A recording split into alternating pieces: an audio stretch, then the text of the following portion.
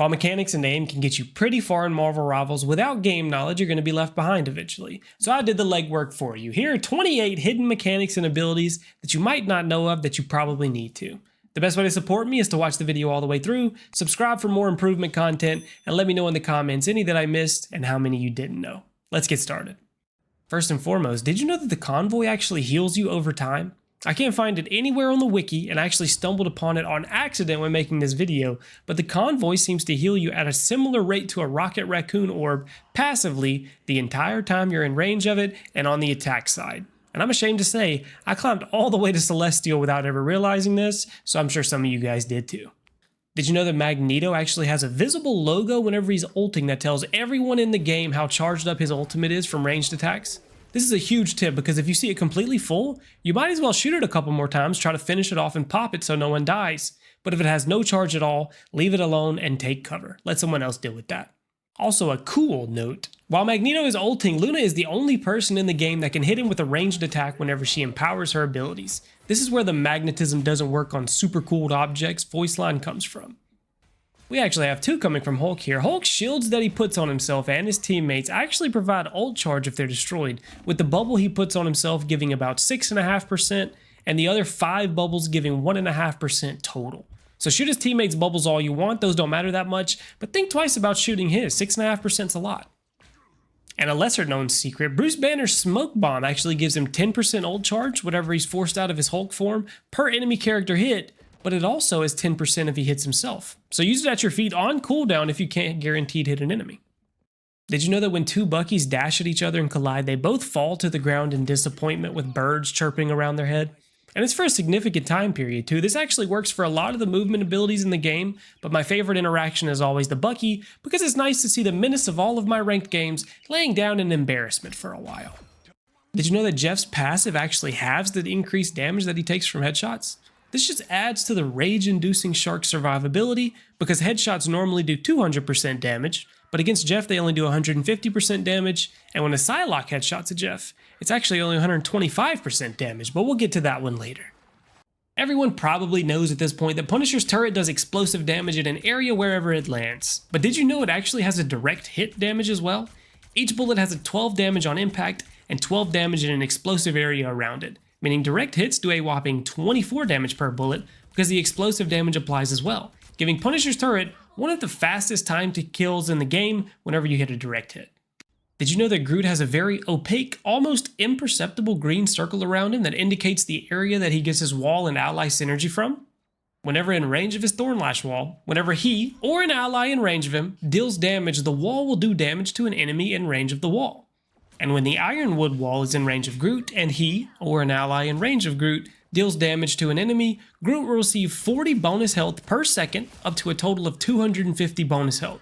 So you should think twice about putting your Ironwood wall somewhere it can easily be destroyed. Now Peni Parker's spider mines are a huge nuisance to immobile characters. But did you know that in her big nest you can jump to de-aggro the mines from you? It's not perfect, but while you're in the air they lose their targeting on you, which gives you enough time to jump around and around to a safe spot to actually destroy the nest from safety. Peni Parker also has one of the best ultimate stopping abilities in the game, her web snare. Most people don't know this, but Penny's web snare actually has a hitbox of its own, which means Magneto ult, Iron Man ult, Black Widow ultimate, any ultimate or ability for that matter with a collidable hitbox can be completely negated by Peni Parker's secondary fire, making her skill ceiling insane and probably viable even if just to counterpick the Magneto picks. Did you know that Psylocke actually has a 1.5 headshot multiplier instead of a 2 headshot multiplier like everyone else? To my knowledge, Psylocke is the only character in the game with this nerf, but her burst damage is insane without it anyway, and because her shots shoot in a cone, it's usually less effective to go for headshots than it is for other heroes in the game. Did you know that Moon Knight's Moonlight Hook can actually be used directly at the ground around your feet for a huge jump boost up in the air? This actually goes for front, back, left, and right because Moon Knight's hook doesn't actually launch you a distance based on where the hook lands. Instead, it launches you at a velocity of 21.5 meters a second at the angle that you make it. And whenever it hits the ground, it actually mirrors the angle instead. Meaning that Moon Knight's hook is actually way more effective whenever you use it on the ground around you because you don't have to wait on the hook's travel time to get there, and the ground is always beneath you and consistent. Well, almost always. Did you know Spiderman actually gains ult charge based on the HP of the hero that he pulls off the map?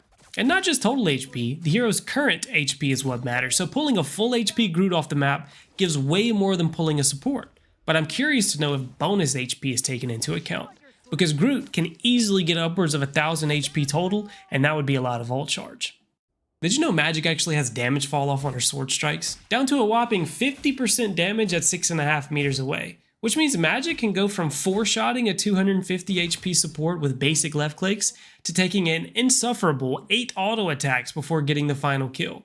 This essentially makes Magik the Roy of Marvel Rivals, and my guess is eventually we're going to get a Marth too. Did you know that Rocket Raccoon actually has a hidden 1-second cooldown on his wall run passive? If you've never played Rocket, you'd have no idea this was the thing, and if you have played Rocket, you still might not know that this was a thing, but that one time that you accidentally slip off of a wall immediately while a Captain America is beating you down and you're frantically trying to climb the wall again, just know it's not a bug, there's just a hidden tiny 1-second cooldown on your wall run for some reason. There's actually a few for Iron Fist that makes me want to play him a lot more. So, did you know that his flurry of blows resets if he doesn't connect with a target? And the tiny little dash from this can be used to fly in a pinch, giving insane mobility even if it's the only cooldowns that you have left.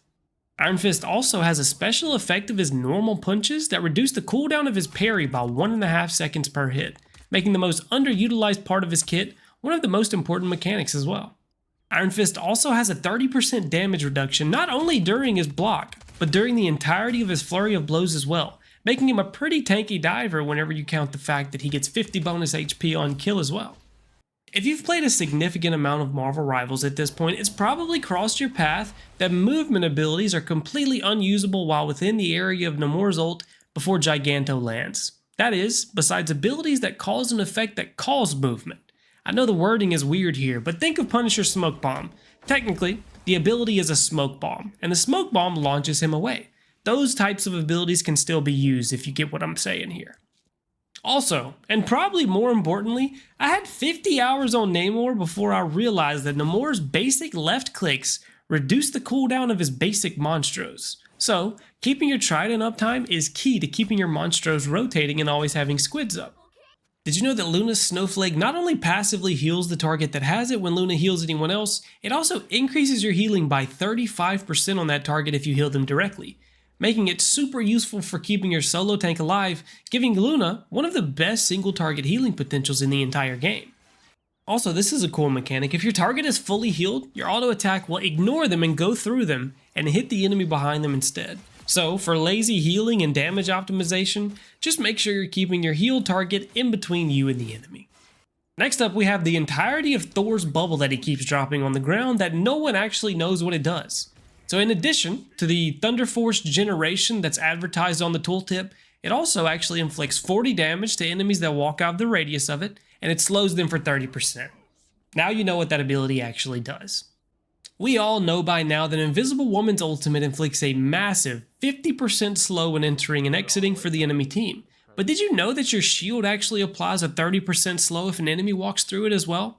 Which makes it an awesome kiting tool if you can keep your second healer behind you, so you can turn around, drop your shield, and run through it yourself providing healing, and knowing that it's difficult for the enemies to chase you in a straight line. Did you know that Cloak and Dagger has a unique passive mechanic tied to her basic attacks that many players miss? Whenever Cloak performs a basic auto attack, it creates a visible area of effect around the impact, and any allied teammates standing within this area, regardless of whether Cloak is damaging an enemy or healing an ally, will receive healing as well. This healing effect triggers with every auto attack, making her not just a threat to her enemies, but also a consistent source of support for her team even when she's dealing damage. Did you know that when at 100 stacks, Doctor Strange's Maelstrom of Madness inflicts an anti-heal that stops Doctor Strange from being healed for a whopping 2 seconds? Doctor Strange has a lot of animation cancels that he works into his kit to massively increase his damage and survivability. While his auto attack and melee both have relatively long animations, they can both be cut short by using either a melee or his shield ability. So at all times, you should either be weaving a shield in between your autos if no one's in melee range, or meleeing in between each of your primary fires to pump up your damage output. And on a similar note, you can actually cancel your reload animation and make it about 60% faster if you animation cancel with a melee or your shield whenever Doctor Strange's hands clap together during his reload animation. And mastering all 3 of these animation cancels make him easily competitive for the highest DPS tank, besides probably Thor. And I'm sure I missed about 1,000,000 different hidden abilities and mechanics, so please leave them in the comments below so I can make a part 2. The best way to support me is to drop a like, subscribe, and follow me on Twitch, and I want to thank you guys for being here. I'll see you guys very, very soon. Peace.